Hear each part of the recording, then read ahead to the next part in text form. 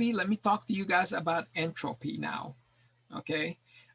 Because again, entropy is the second partner in understanding free energy, which is really the ultimate goal in chapter 18. Why do we want to know about free energy? Because free energy actually addresses the question as to whether the process is spontaneous or not.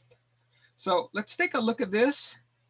And the reason why I have a deck of cards here, or flipping coins here, or ink dispersing, is because those all illustrate entropy. Entropy describes chaos or disorder. So again, let me go back to thermodynamics. Thermodynamics tells you whether the process is spontaneous or not. So it tells you about the initial condition and the final conditions. That's all you need to know in order to understand thermodynamics. The path by which you get there is kinetics, like the activation energy. That's path dependent, okay? But thermodynamics, you're just looking at the end and the beginning.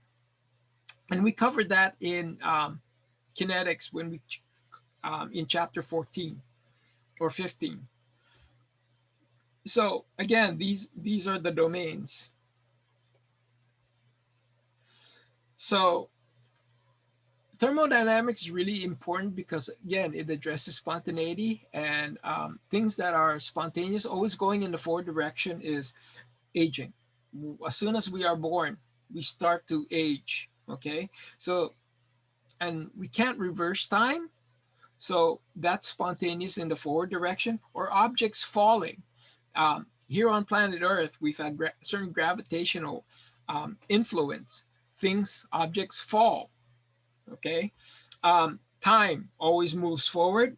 Sun always rises. Ink always mix, and you guys always have chemistry exams. Okay, that's just a spontaneous thing. But can we actually reverse things? Like, for example, can we grow young, or can we objects sort of self-levitate? And our common sense tells us no. I remember when I was a graduate student at UC Santa Barbara. This was back in the mid 80s. Okay, there was a, you guys probably know Stephen Hawking. He passed away a few years ago, but he was pushing his book, The History of Time. And in that particular book, he talks about spontaneity, the Big Bang, and how the universe is created and how time progresses. But and it was pretty amazing. The auditorium was packed, but he was talking about how things move in a spontaneous order. And then he threw out a curveball to the audience. He says, well, we know that the universe is expanding. And as the universe expands, of course, time progresses, and things get further out based on what we're seeing. But he also proposed the theory that we get to a point where there's enough dark matter out there that it's going to sort of, there's going to be a point where it starts contracting. He called that the big crunch. And he proposed a scenario of what the reality would be like during the big crunch, and said maybe time will reverse itself. Objects will elevate back to its original form. Spilled milk will self-organize. Um, you will be born from your grave and die in the womb of your mom. He was giving us really these fascinating information about time moving backwards. And then he said that, well, that's all good to hear in terms of science fiction, but it really won't happen because of this singularity in the equation that describes all this. Uh, people think that our life, how we progress, is based on mathematical equations. Well, they can describe the evolution of the universe based on mathematical equations. And based on the Big Crunch, they said that it won't really happen that way because of something called a singularity paradox. It's like dividing something by zero. That's undefined. Okay, but it was still pretty fascinating. Anyway, unlike what Stephen Hawking said, Certain things are spontaneous, but we can also, certain systems can be reversed if we change the conditions. Not so much time, but certain things can be reversed if we change the conditions. And so that's what um, you need to understand in thermodynamics. For example, if you have um, water and it's not spontaneously going to freeze, you can make it freeze, um, the reverse of that process if you lower the temperature. That's what I mean by changing the conditions. Okay, so uh, that's basically what I'm just talking to you guys about here. You guys can read that. This is Stephen Hawking's History of Time. So you need to remember that spontaneity is not equal to rate. Things could be spontaneous, but could take a very, very long time. Things could be non spontaneous or non spontaneous, but you can make it spontaneous and it could be very, very fast. Let's take a look at this process right here. This is the reaction in which sodium hydroxide is mixed with water. And if you ever do that, and you guys probably don't recall ever doing that, but whenever you take Drano or some sort of drain cleaner and you put it down your sink, if you feel the bottom of the pipe, it'll get very hot because it's an exothermic reaction. Okay. The chemical that you initially have has a high energy. The product that it converts into has a low energy. And where does that energy go? It goes off as heat. It's an exothermic reaction. And that's spontaneous in general. Whenever something is downhill, okay, in terms of energetics, that's generally spontaneous, but not always. Not always. And the reason why it's not always is because this right here, if we take ammonium chloride, if you ever buy those chemical packs in like CVS, okay, you have a sprain or a bruise, and you have this chemical pack. It feels at room temperature, but as soon as you break the seal, it gets very cold. Well, that's an endothermic reaction. That's an endothermic reaction, okay? It's absorbing heat, and as it absorbs heat, it takes away the energy from the environment. That's why it feels cold to us. That's an endothermic reaction, and yet that reaction is still spontaneous. That reaction goes. The mixing process is spontaneous. So what drives that reaction? Why is that uphill reaction, which is not favorable in terms of the energetics, still spontaneous?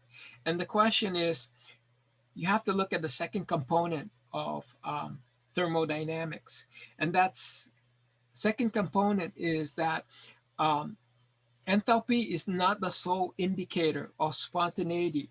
You have to also look at, okay, um, second law of thermodynamics. Second law of thermodynamics states that a system becomes more chaotic or more disordered, and that's going to be a more spontaneous process, the state of disorder. So if you take a drop of ink and you put it in water, it instantly disperse. Okay, the dispersion is a um, more chaotic process, more chaotic system uh, result than what you got when it was concentrated, and that's a spontaneous process. Okay, ink dispersing um, is going to create more disorder. That means it's more spontaneous. In fact, there's a guy by the name of Ludwig Boltzmann that indicated that spontaneity is a law of nature. Okay, a thermodynamic function, he named it. And it basically means that if you have more states, then that's more of a probable process than if you have less state. Let me elaborate on that because this is really an important concept. Okay, but before I do, this is the equation that Ludwig Boltzmann, same guy that gave us the Boltzmann-Maxwell distribution plot, okay? This is the equation of entropy. It basically tells you that the entropy of a system is equal to some um, k value, some constant, times the natural log of microstate, where W is microstate and not work. What exactly is a microstate? A microstate is possibilities. Let me show you this in terms of something that most of you understand. Okay, most of you understand about maybe um, playing poker or distributing cards. Okay, all of these right here are chaotic state. Even your room, like my room these days, is in a chaotic state. But eventually things get back to order.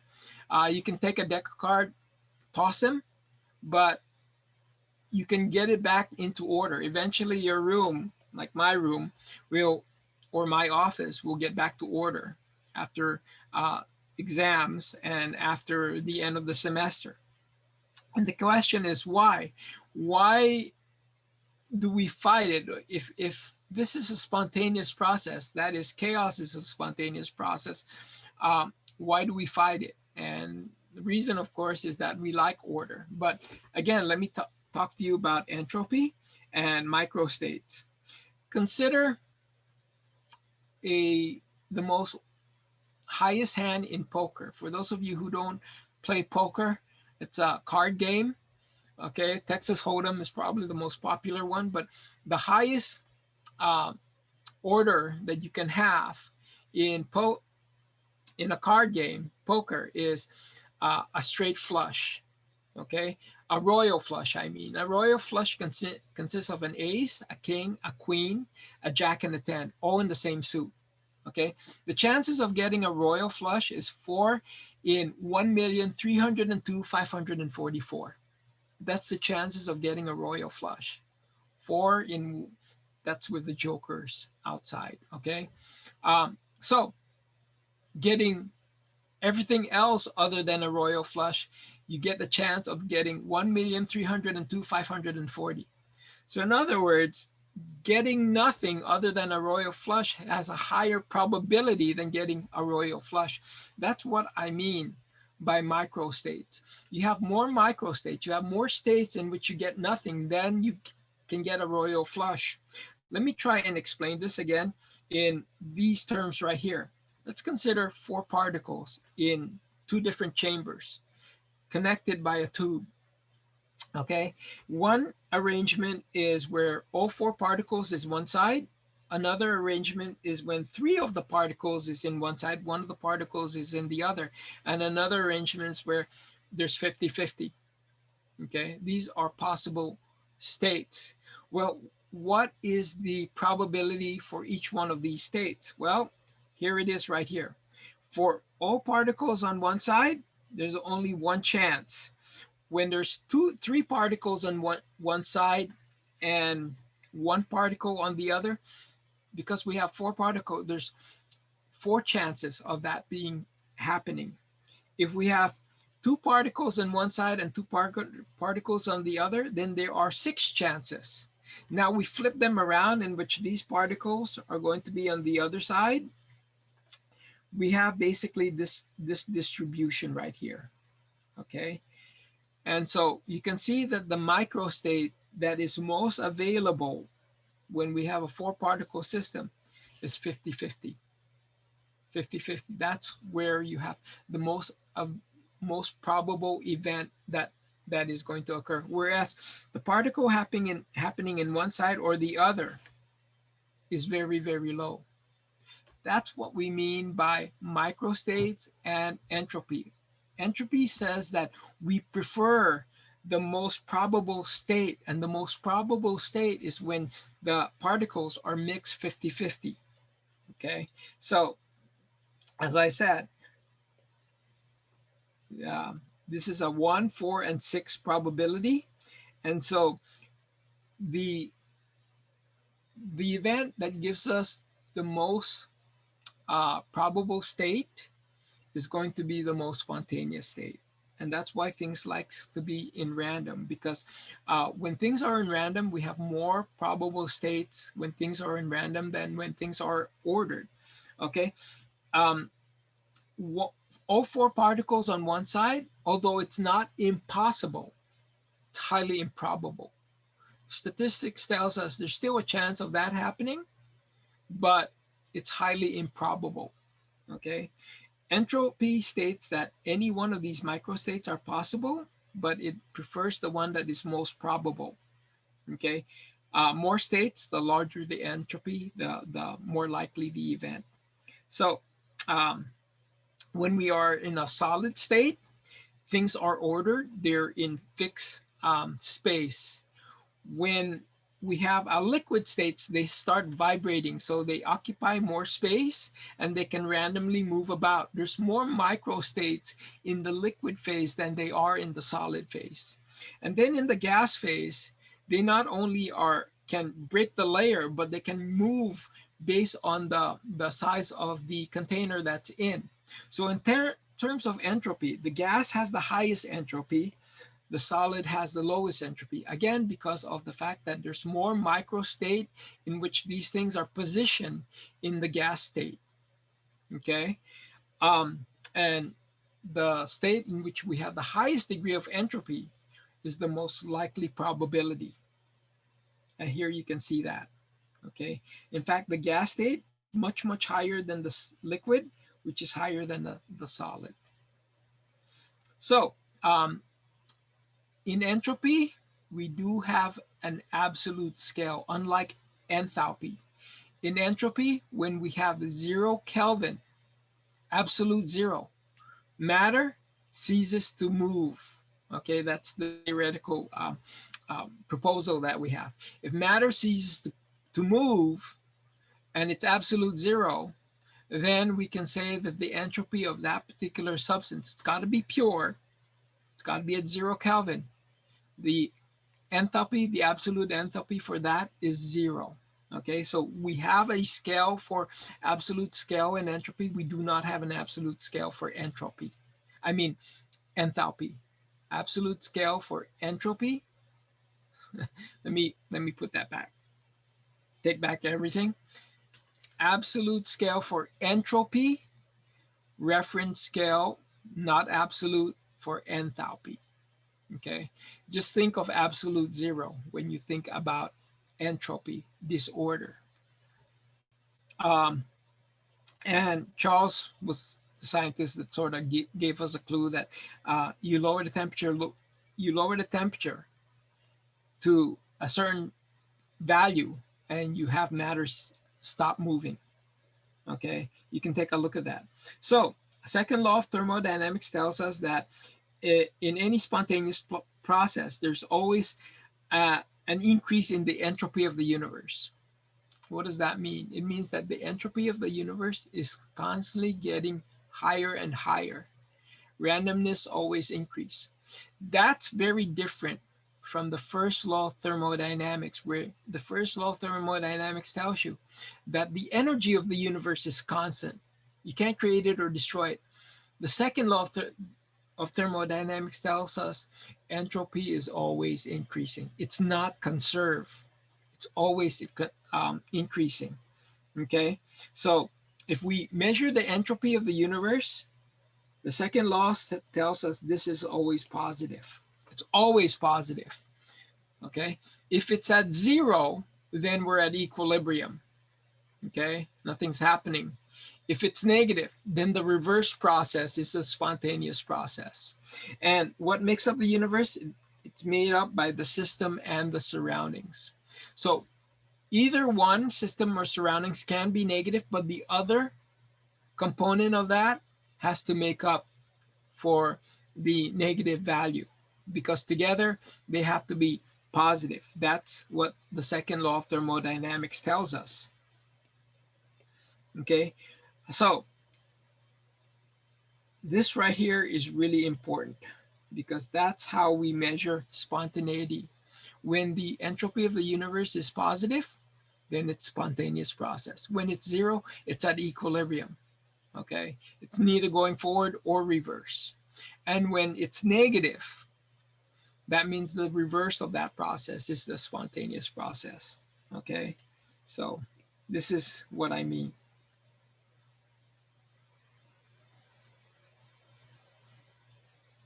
Most probable microstate is the most random. That's the bottom line. Um, so why do your room eventually get clean if order is a violation of the second law of thermodynamics? Here's again that discussion. It's chaotic now, okay? So the universe is obeyed, but it eventually gets negative when it's tidied up. But really, you're not violating the laws of thermodynamics, because if you are the system and your room is the surrounding, then the universe is still increasing, because by tidying up your room and making that negative, then you have to exert more chaos. In other words, you sweat, you take in the energy in the food that you eat, and it starts to break down. So by paying the price of you becoming more chaos, aging, okay, getting stressed, then your room gets more ordered. Again, it always works that way, because we do not violate the second law of thermodynamics. Things are always in the increase in terms of entropy. Okay, so again, you can make that discussion right there. The universe is going to be the system plus the surroundings. So you can't really define your room as the universe. You got to define your room as the surroundings, and you as the system, and together they're the universe. Otherwise, if no one ever enters that room and does nothing, then nothing's going to happen. But because it gets more ordered, someone had to pay the price. It was either you or a maid that you hired. Okay. So let's take a look at this. We're almost done here, and I'm going to stop with this, because for next time, we're going to look at how the second law of thermodynamics is really what leads us to free energy, which is the bulk of chapter 18. So this, if you look at the activity on thermodynamics, this will help for those of you in lab. So let's take a look at this right here. If we have copper, and we have it at 273, 295, and 298, for example, which one is going to be the most random state? And you guys know it's probably 298, because even though you have a solid, at 298, the atoms are going to be vibrating more. And so there's more states for these atoms that are locked in elemental copper. And that's exactly what you see. You see that the entropy for copper at 298 is 33.1, and you got to make sure that you understand the units. This is in joules per mole per Kelvin. There's a temperature factor in there, okay? And there's also a mole factor in there, but more importantly, it's expressed in joules. Enthalpy is expressed in kilojoules. Free energy is expressed in kilojoules. So if you're trying to put all these things together and you have the wrong set of units, because entropy is in joules, you're going to be off in your calculation. Always pay attention to the units. Okay. So again, if I have copper and I have 3 different temperature, and I tell me which condition has the highest entropy. It's always the condition in which you have the highest temperature. Higher temperature always leads to more chaos. Let's take a look at these things right here. Sodium, solid, liquid, gas. Well, you know what we said in our previous discussion, gas, they're free to move about. So if we have a sodium atom, then in the gas state, it probably is going to be the most chaotic. It's very difficult to get sodium in the gas state. Liquid's going to be higher than the solid. And that's what you see right here. We actually don't have a liquid state, but the gas is so much bigger than the solid. Let's say for water. For water, we have the solid, liquid, and gas. And here you can see again, I should put a value here, but you can see that the gas is much, much higher than the liquid. Okay. And then for carbon, we can see that for this particular case, if we're talking about graphite, and we take graphite solid and we sublime it to a gas, the gas state has a 158 joules per mole Kelvin entropy, whereas the solid's 5.7. Okay, remember, it's not 0, because the only time carbon graphite is 0 is if the temperature is 0 Kelvin. This is 25 degrees. It's way above 0 Kelvin. So this is not zero. Okay, let's take a look at these chemicals right here, compounds. Sodium chloride. Well, sodium chloride has the solid salt has a entropy of 72.1, but when you dissolve it in water, now in water it's going to disperse and be more random. That's 115.7. It's much more chaotic than in the solid state. Look at aluminum chloride, however. Okay, take a look at aluminum chloride. In the solid state, it's 167. But relative to that, in the aqueous state, it's more self-organized. It's negative 148. And the question is, why is the entropy of aluminum chloride less in the aqueous state than in the solid state? And the reason you have to go through is, remember when aluminum chloride dissolves, it breaks apart. And so that's an increase in entropy. But the water actually is going to be attracted to those ions.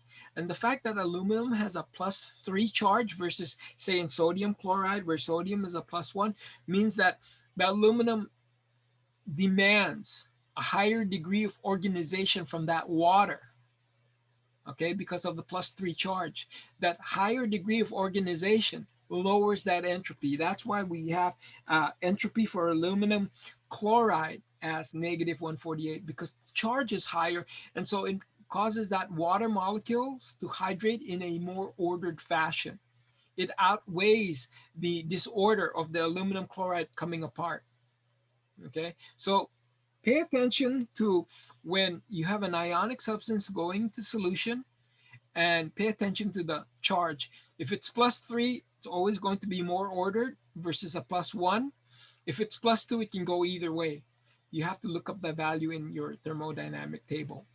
Okay, let's take a look at oxygen gas. Okay, oxygen gas, what we have here is the following. We have 132 in the aqueous state and 127 in the liquid or the gas state. Again, in the aqueous state, it's going to be separated and water is going to be going in the liquid and the gas state. You're just having these chemicals sort of stay together. It's actually liquid state here. Okay, so they're still intimately contact with each other. Let's take a look at the process in which we have the diffusion process. A diffusion process, remember, is a gas sort of expanding. So again, what we have is 205 for the liquid and the gas, but 110 for the aqueous state. Take a look at that, and maybe you guys can explain on your own why that's the case. Finally, the last indicator that you guys should know as to whether the entropy of something is greater or lower is complexity. Complexity has to do with how many elements in the formula, or whether that structure is more complex. For example, cesium chloride, CSCl, is less complex than, say, magnesium nitride. Because if you write the formula for magnesium nitride, you get more elements, or the formula contains more elements versus cesium chloride. Okay, molar mass is also an indicator of complexity. The greater the molar mass, the more electrons you have, so the more complex it is. If you compare, for example, a cockroach versus a rodent, the rodent's going to be more complex than a cockroach. So again, you can use different systems, and the more complex, the greater the entropy. So we take a look at lithium, sodium, potassium, rubidium. Rubidium has the highest atomic weight, lithium has the lowest atomic weight, and you can see that in terms of their entropy. The entropy for rubidium element at room temperature, standard state conditions, is 69.5 versus lithium, which is 29.1. Okay. The last thing that I want to share with you guys is how to calculate the entropy for a reaction. Again, it's this idea of products minus reactant, whether it be enthalpy, entropy, or even free energy. Okay, so if I ask you this reaction right here, and you look at it, and I ask you to calculate it, then you would need to look up the values, the entropy values for water, beryllium, and beryllium oxide. But if I ask you, is this going to be a positive entropy or a negative entropy? You guys can actually answer that question. The reason why you can answer that question is, look at what we start with. We have a solid, we have one chemical. This is a balance equation. Look at what we finish with. We have a gas. A solid going to a gas is going to create greater entropy. We have 2 moles of products. One going to 2 means there's more available state. Just in looking at this reaction, without doing any calculations, I can tell you that the entropy is positive. Why? Because the phase change and the number of particles that is produced in the products versus what you started with. And indeed, if we calculate that, okay, if we calculate the entropy, these are the entropy is found in the appendix, 188.834, and this is joules per mole Kelvin, okay, 188.83 for water, 13.77 for beryllium, and 50.21 for beryllium hydroxide. And we put that in products minus reactant, then we get a net value of 152.39, positive 152.39, meaning the entropy increases. But if you can do calculations like this, where you add the sum of the products and subtract it from the sum of the reactants, then you can do a lot of the thermodynamic equations, questions that are involved in chapter 18.